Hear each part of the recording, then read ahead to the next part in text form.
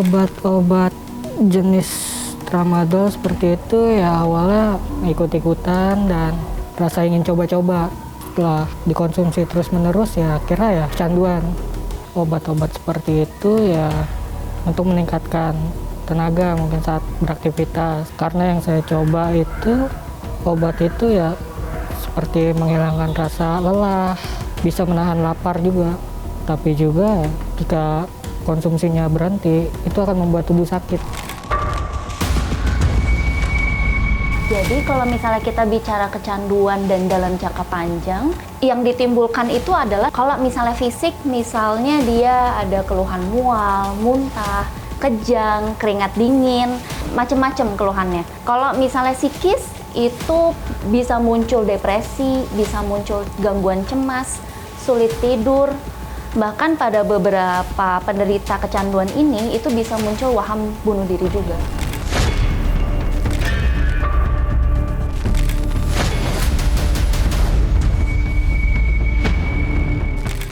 Di tengah gegap gempita kota besar macam Jakarta, selalu ada cerita yang tersorot kasat mata. Salah satu kisah soal cerita yang jarang sekali tersorot tetapi ada ialah penyalahgunaan obat keras. Bersama saya Agung Hardiansyah, selama 30 menit ke depan kita akan telisik penyalahgunaan obat keras setelah ekspos.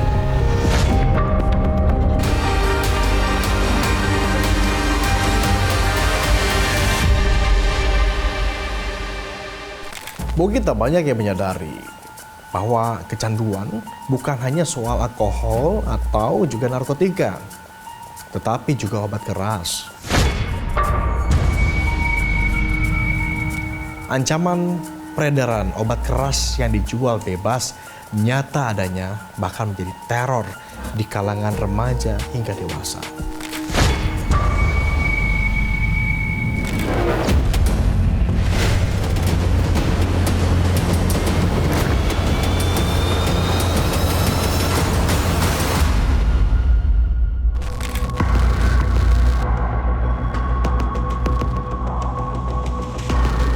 Belum lagi tuntas perang terhadap narkoba.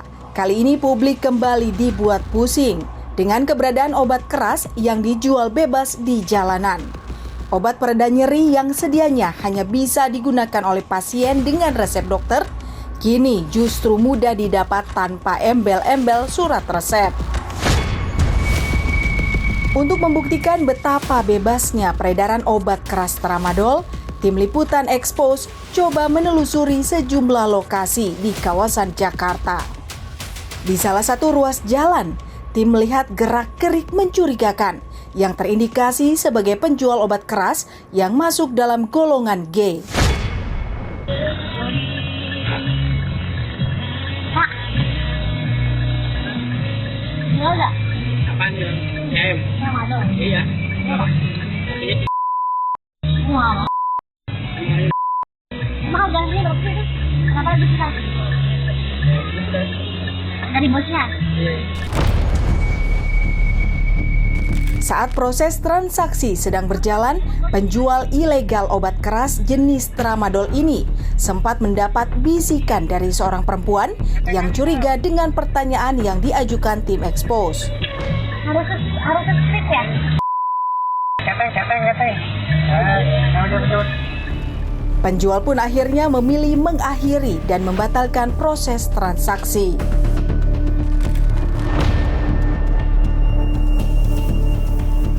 Setelah percobaan pertama gagal, tim Expose akhirnya menemui salah seorang warga yang ada di sekitar lokasi yang diduga rentan terjadi praktik jual beli obat keras jenis tramadol. Yang beli suka banyak kan? Kalau beli sih ada aja setiap harinya.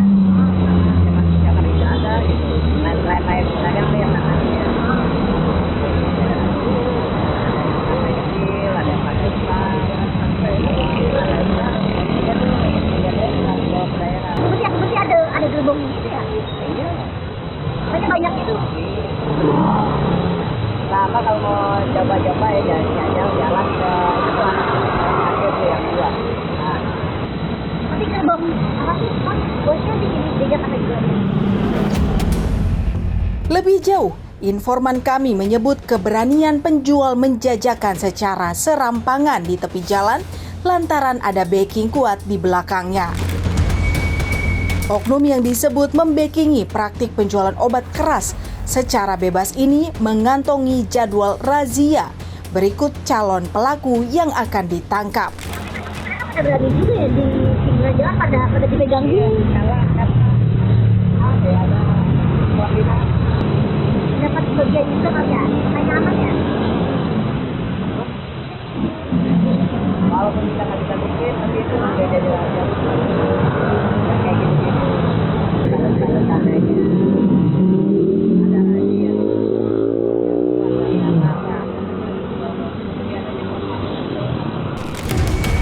Di tengah sesi menggali informasi dari warga sekitar, ada seorang pria parubaya yang coba menawarkan tramadol ke salah satu tim expose. Tim pun dengan sigap membuka percakapan untuk melakukan transaksi sebagai pembuktian bebasnya akses pembelian obat keras meski tanpa berbekal surat resep dokter sesuai ketentuan.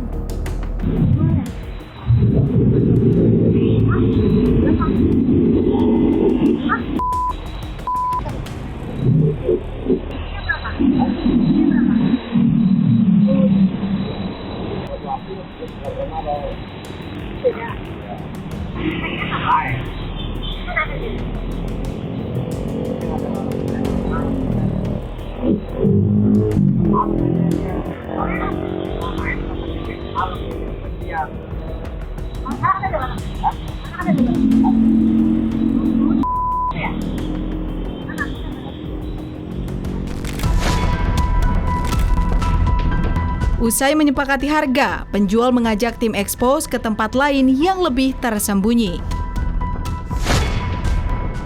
Enggak. Akunya bisa berapa biji aku per hari? Banyak ya?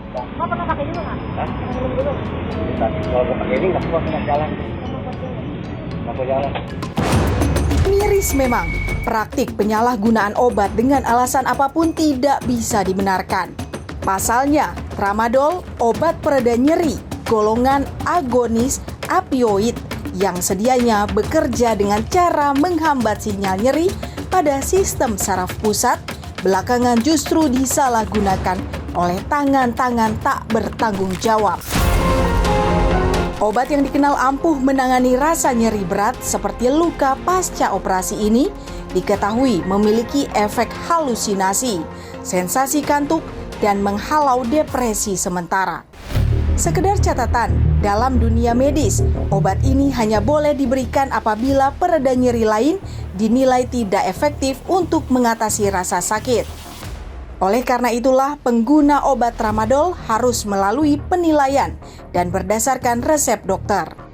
Untuk mengkonfirmasi ancaman dan bahaya yang mungkin ditimbulkan dari konsumsi tramadol yang merupakan obat keras golongan G tanpa anjuran dokter, tim expose coba menggali keterangan dari dokter spesialis penyakit dalam. Sebetulnya tramadol ini dia merupakan obat anti nyeri ya, jadi istilahnya painkiller gitu. Dan dia digunakan untuk pasien-pasien yang memang butuh obat nyeri gitu. Jadi lumayan cukup kuat, tapi kalau digunakan dalam dosis yang aman dan di bawah supervisi dokter sebetulnya aman. Jadi kalau misalnya kita bicara kecanduan dan dalam jangka panjang, itu dia efeknya mencakup dua sebetulnya. Ada gangguan fisik sama gangguan psikis. Oke, jadi yang ditimbulkan itu adalah dari dua itu. Kalau misalnya fisik, misalnya dia ada keluhan mual, muntah, kejang, keringat dingin. Kalau misalnya psikis, itu bisa muncul depresi, bisa muncul gangguan cemas, sulit tidur. Bahkan pada beberapa penderita kecanduan ini, itu bisa muncul waham bunuh diri juga. Lebih jauh, Dr. Ika Syafira menyebut potensi kecanduan bisa dicegah jika penggunaan obat tramadol sesuai dengan diagnosa dan penilaian dari dokter. Konsumsi tramadol tanpa pengawasan dan anjuran dokter berpotensi mengakibatkan kecanduan akibat tidak seimbangnya senyawa kimia di area otak pengguna hingga memicu overdosis. Jual beli tramadol itu seperti apa sih dok? Apakah harus dengan resep dokter atau mungkin bisa tanpa resep dokter? Harus dengan resep dokter. Nggak bisa tanpa resep dokter, karena ini termasuk obat yang keras ya. Jadi harus regulasi, dosisnya pun juga kita harus atur. Kalau itu kandungan utama dalam tramadol, kenapa sampai orang itu kecanduan itu ada kandungan apa? Oke. Dia merupakan salah satu senyawa yang menyerupai opioid ya, jadi seperti morfin sebetulnya. Jadi itu yang merangsang senyawa-senyawa kimia di otak. Sebetulnya di sisi positifnya yang kita harapkan adalah untuk regulasi nyerinya tadi. Jadi pasien yang nyeri menjadi tidak nyeri gitu. Tapi ketika overdose atau digunakan di atas dosis yang normal dan jangka waktu panjang, kan senyawa kimianya jadi nggak balance. Nah itu yang akhirnya bikin pasien ini candu. Jadi ada seperti dorongan, oh kalau misalnya aku nggak konsumsi itu, badanku sakit, rasanya tidak nyaman. Itu yang mendorong untuk konsumsi berlebihan. Tapi kalau misalnya sesuai dengan petunjuk dokter, sebetulnya tidak akan terjadi overdose.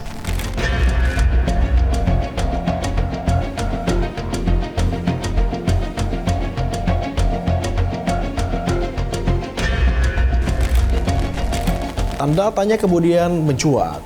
Ancaman kesehatan apa yang mengintai jika kecanduan obat keras? Ulasan mengenai bahaya termasuk juga aturan soal peredaran obat keras ini juga akan kami bahas usai jeda. Tetaplah bersama kami di Expose.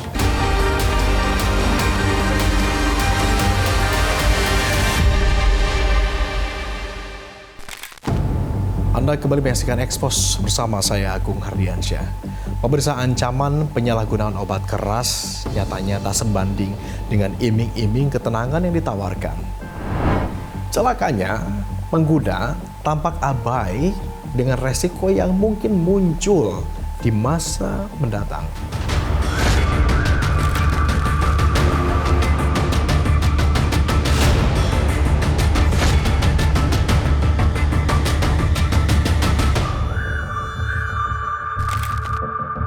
Penelusuran tim Expose mengurai jejak peredaran bebas obat keras jenis tramadol menuntun tim ke salah satu pria berinisial T.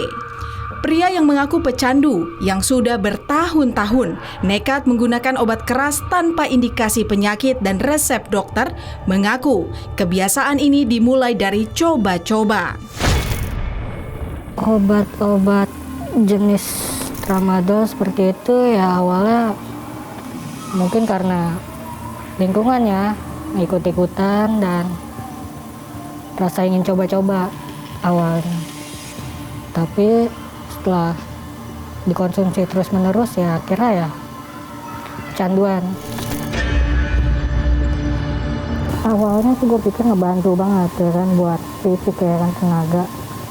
Tapi setelah gue ternyata selama ini kayak iya ya gue pakai, gue asik nih, tenaga meningkat lah istilahnya, rasa kebal di tubuh dan lain-lain. Tapi setelah itu pas itu bukan main.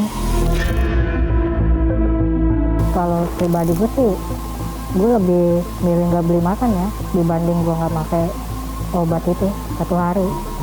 Karena kalau gue nggak pakai obat itu rasanya gimana ya, kayak orang stres juga sih, cemas juga. Jadi gimana pun caranya ya gue harus cari uang untuk beli obat itu dalam satu hari itu, apapun caranya. Pria yang berprofesi sebagai pemeran pengganti dalam adegan berbahaya dalam sebuah acara ini menyebut, pecandu bahkan bisa mengkonsumsi belasan hingga puluhan tablet sekaligus. Jumlah ini jelas jauh dari batas maksimum konsumsi, bahkan termasuk pada orang yang memiliki indikasi medis tertentu yang diperbolehkan mengkonsumsi tramadol. Selama ini yang gue konsumsi ya paling itu. Kalau gue ada konsumsi yang berlebih, misalkan di atas 10 atau 20 gitu, terkadang suka muntah atau yang gak wajar lah muntahnya, sampai kadang warna hijau atau kuning gitu. Menyoal kebiasaan yang mengakibatkannya menjadi kecanduan terhadap obat keras jenis tramadol, pria ini mengaku awalnya bertujuan untuk menghilangkan rasa lelah. Sayangnya, karena faktor lingkungan, T akhirnya terjerembab dalam praktik konsumsi obat keras tanpa latar belakang indikasi medis. T bahkan sudah mengalami fase gejala putus obat yang biasa dirasakan pengguna narkoba. Beberapa orang menggunakan obat-obat seperti itu ya untuk meningkatkan tenaga mungkin saat beraktivitas. Karena yang saya coba itu obat itu ya seperti menghilangkan rasa lelah, capek, atau bisa menahan lapar juga. Makanya banyak yang mengonsumsi obat seperti itu. Tapi juga jika konsumsinya berhenti, itu akan membuat tubuh sakit. Kalau untuk efek itu ya tergantung ya. Ada yang bisa 1 minggu, bahkan lebih. Karena efeknya ya nggak akan hilang sih sebenarnya. Muter-muter aja di tubuh gitu. Terkait dengan efek dari penggunaan tramadol yang merupakan obat keras golongan G dalam jumlah banyak, Dr. Ika Syafira menyebut pecandu bisa mengalami kecemasan berlebih hingga memicu depresi.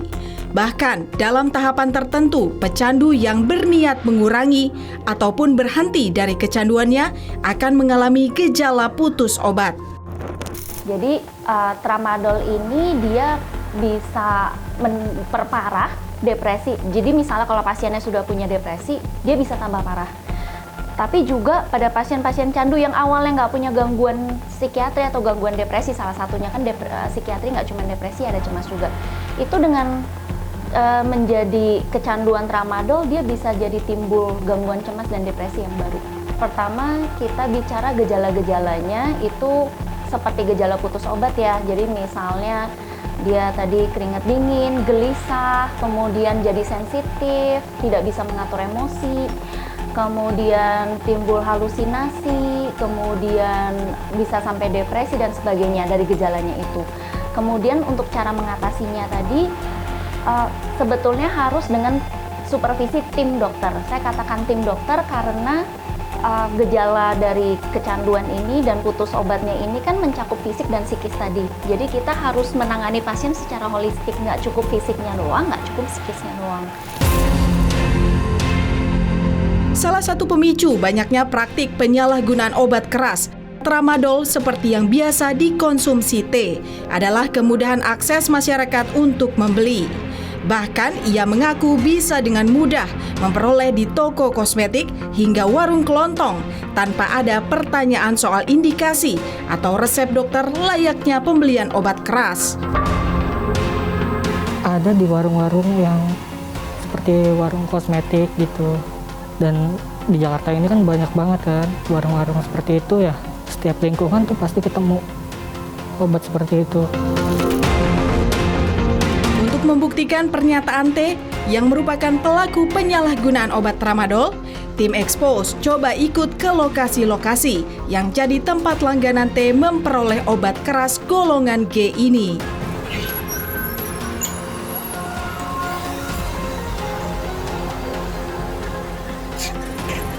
Abang ke setengah aja. Biasa pulang kampung. Thank you, Bu.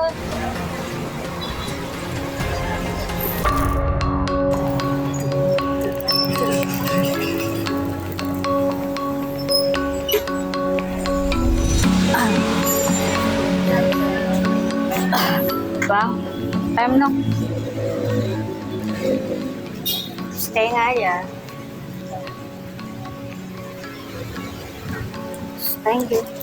Ya, sesuai dengan pernyataannya, pria yang berprofesi sebagai stuntman ini dengan mudah memperoleh barang incarannya. Bahkan, transaksi dilakukan tanpa penyebutan obat dimaksud. Untuk mengkonfirmasi terkait praktik perdagangan obat keras secara bebas hingga memicu penyalahgunaan obat, tim Expose coba menyambangi Badan Pengawas Obat dan Makanan atau BPOM RI. Tim coba menggali ancaman hukuman yang bisa dijatuhi kepada setiap penjual obat keras yang tak sesuai aturan.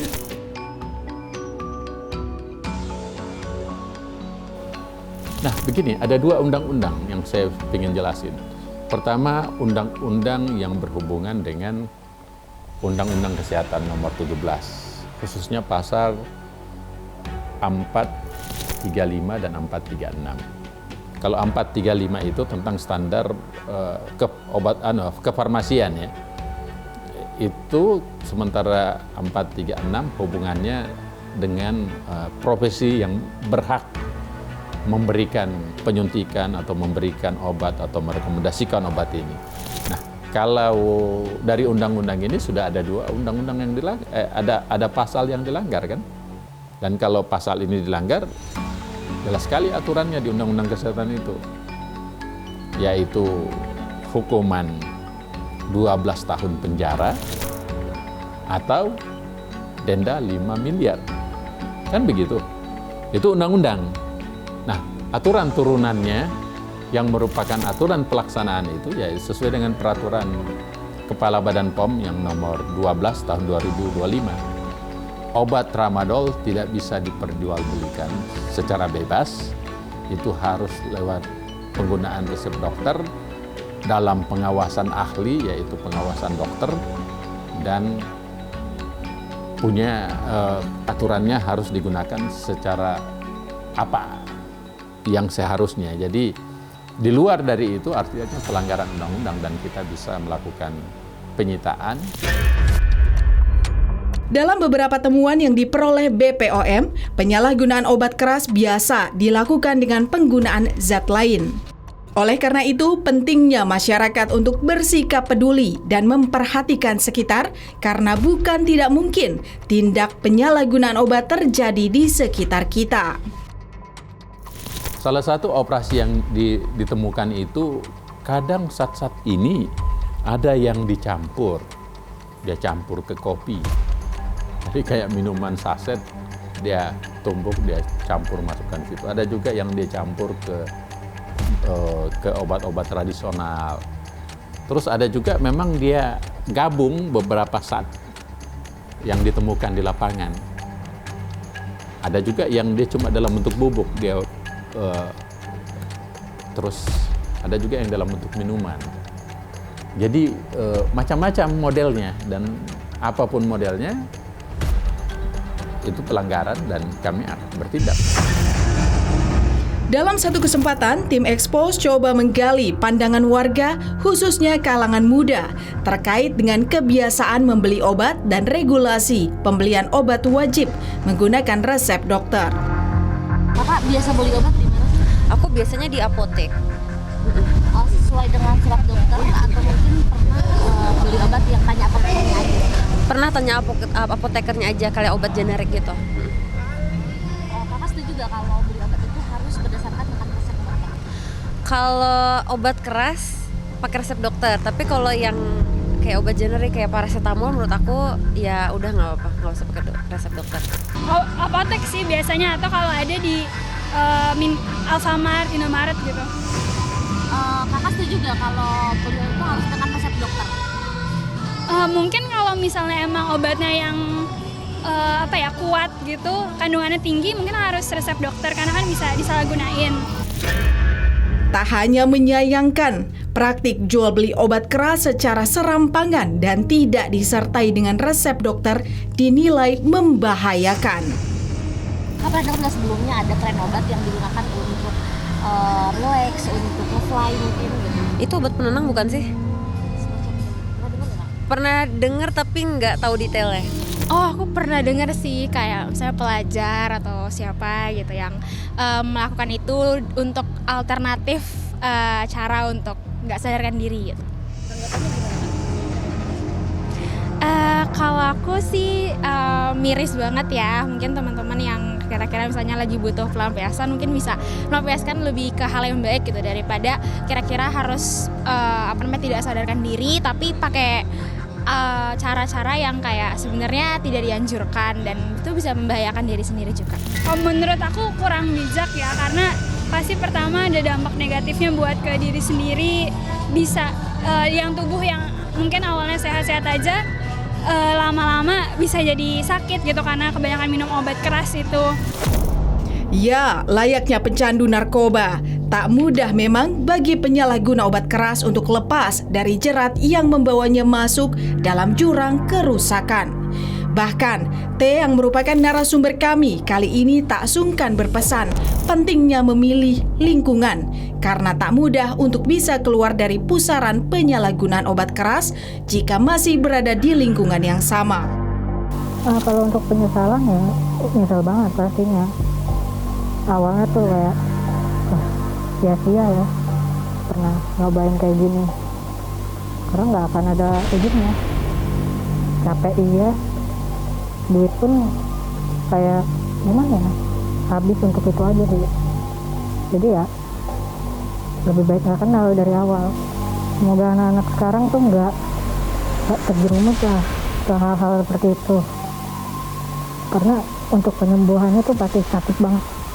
Itu yang gue rasain.